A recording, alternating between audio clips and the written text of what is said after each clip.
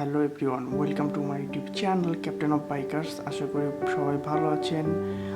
আজকে আমি কথা বলবো Xiaomi Poco X2 এর কয়েকটা ফিচার নিয়ে। সেই ভিডিওটা যদি ভালো লাগে তাহলে অবশ্যই সাবস্ক্রাইব করবেন এবং সাবস্ক্রাইব করার পর পাশে থাকা বেল আইকনটি প্রেস করে দিবেন।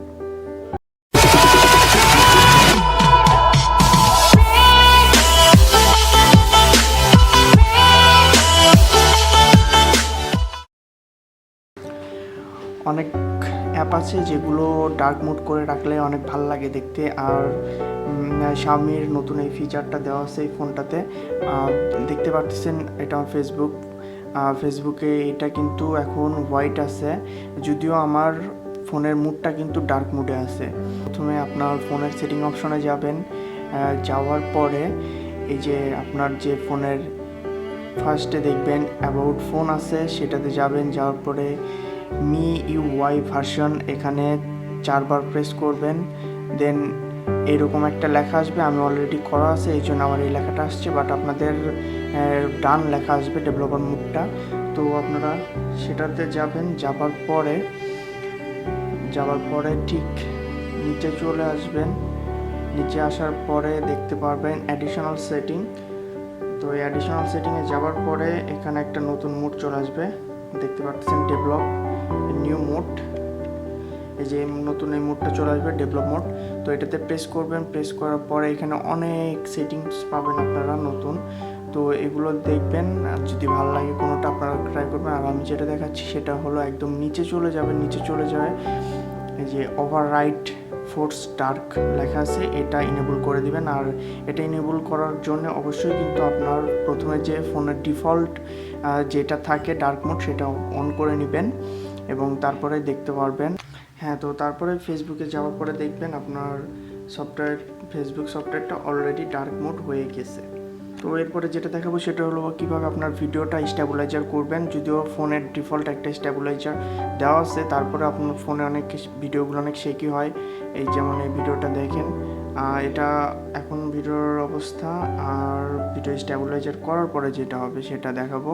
তো চলেন কি করবেন। প্রথমে আপনারা যাবেন গুগল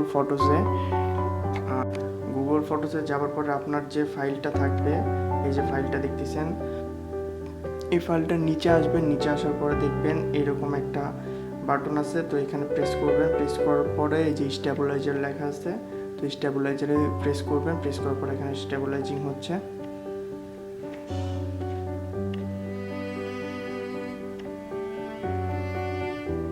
তো দেখা যাক এখন ভিডিওটা আশা করা যায় অনেকটাই স্টেবল হয়েছে। তো এরপরে যেটা করবেন, সেভ এ কপি, উপরে ফাইলটা সেভ করে নেবেন।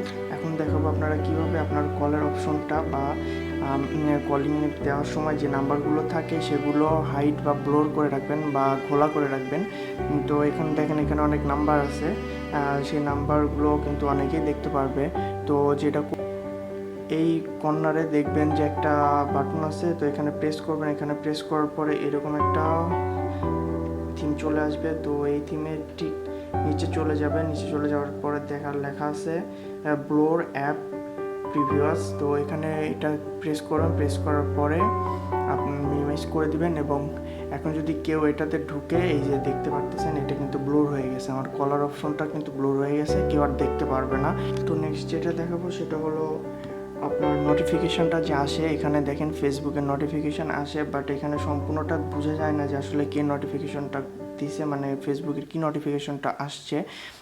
তো এখানে শুধু ফেসবুক লেখা আছে। আপনারা এটার জন্য যেটা করবেন, সেটিংস অপশনে যাবেন এবং সেটিংয়ে যাওয়ার পরে নোটিফিকেশানে যাওয়ার পরে নোটিফিকেশনস এটার মধ্যে ঢোকার পর এখানে MIUI অপশনটা থাকবে, বাট আপনার এই স্টাইলটা চেঞ্জ করে অ্যান্ড্রয়েড স্টাইলটা দিবেন। দেওয়ার পরে দেখতে পারবেন এখানে আমার ফেসবুকের যে নোটিফিকেশনটা এখন আসছে সেটা শো করতেছে। আর এটা যদি আমি উইথড্র করে দিই MIUI-তে দিয়ে রাখি তাহলে কিন্তু এটুকু দেখা যাচ্ছে, আর এটাতে দিলে আমি ফুল দেখতে পারতেছি। তো আপনারা অ্যান্ড্রয়েডেই দিয়ে রাখবেন। তো এরপরে আমি যেটা দেখাবো সেটা হলো আপনার কলিং অপশনে গিয়ে আপনার বারবার আর ডিসপ্লেতে যে রেড আইকন থাকে সেটাতে চাপ দিয়ে বন্ধ করতে হবে না। সেই জন্য যেটা করবেন, এই যে কল দিলাম, এই যে রেড অপশনটা, এটাতে আর ক্লিক করে বন্ধ করতে হবে না। তো আপনারা এটার জন্য যেটা করবেন সেটা হলো আপনার পাওয়ার কি চাপ দিলেই আপনার কলটা কেটে যাবে।